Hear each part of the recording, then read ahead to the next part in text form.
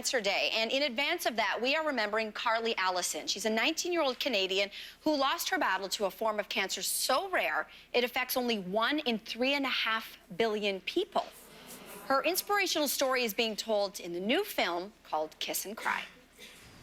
I miss my hair, but this is awesome. Instead of washing, rinsing, conditioning, towel drying, hair fry drying, and applying hair products for 45 minutes every morning, I do this.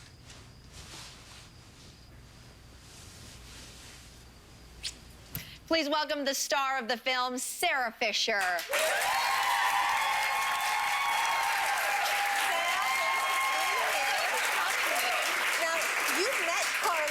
High school, and you became very good friends. And we talk about being actors having pressure to play real people. You are playing Carly in this film. So what was the pressure to play someone that you knew and were very close to? I mean, I think Carly is so great and excellent at everything that she did, and what's difficult is she set the bar so high that, you know, you want to make sure that you do the story justice and tell her story the way she would want it to be told.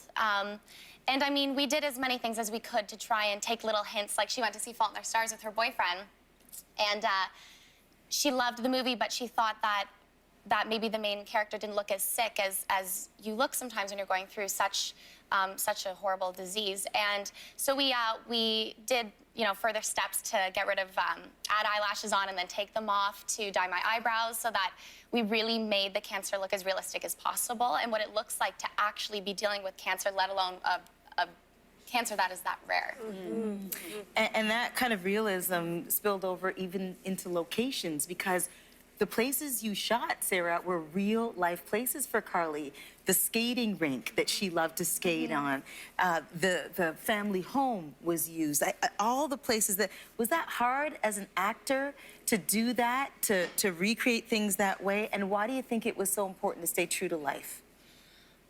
What was so different about this film is that a lot of the scenes that we shot, I lived a lot of those moments with Carly, and a lot of the places we shot in her bedroom, and her and I would snuggle in her bed and tell stories for hours. So it couldn't have been closer to home, literally. You know, the family are so incredible. They're so involved. John Servinas, her loving boyfriend, is so involved. They were on set almost every day.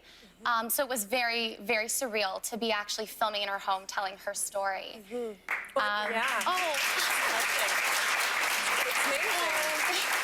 I mean, I'm just thinking about that, like, as a parent myself, like, how challenging that would be. So what was the experience that you heard from them? What was the experience for them?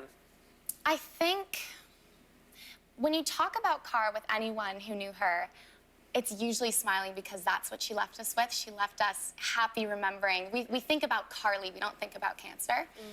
And I think what was difficult for the family is, because of that, when you're forced in the film to start telling the parts of the story that were focused more on the cancer, you know, finding out her diagnosis and then finding out that it came back, those scenes were extremely difficult for everyone who knew her, because it reminds us of the cancer part. And Carly didn't let cancer define who she was. Cancer was not who Carly is, and it never stopped her from doing everything that she loved to do. So I think with the family, things were a bit more difficult when they were more related to cancer, but we got to relive a lot of wonderful moments too. When she shaved her head, the way Carly would do it is she had a party, and she was genuinely happy and laughing and had a wonderful time. And her dad actually shaved his head, and he reshaved his head in the film as well. Aww. Yeah. That's really sweet. Yeah. You're taking it one step further. You've got plans for some of the proceeds of this film. Tell us about that. So the whole family have a foundation for Carly called Carly's Angels. And interestingly enough, Carly actually started the foundation herself to help other people dealing with cancer. And they're doing incredible events. They sell jewelry online that say "Always Smile," because that was Cara's motto. And she did through everything, which is just incredible. And so with selling tickets, half of the proceeds are going to that foundation to bring right back into families dealing with cancer for whatever they may need. Well, thank you so much, Sarah, for being here and sharing this story with us. We really appreciate it. Oh, I appreciate it. Thank you.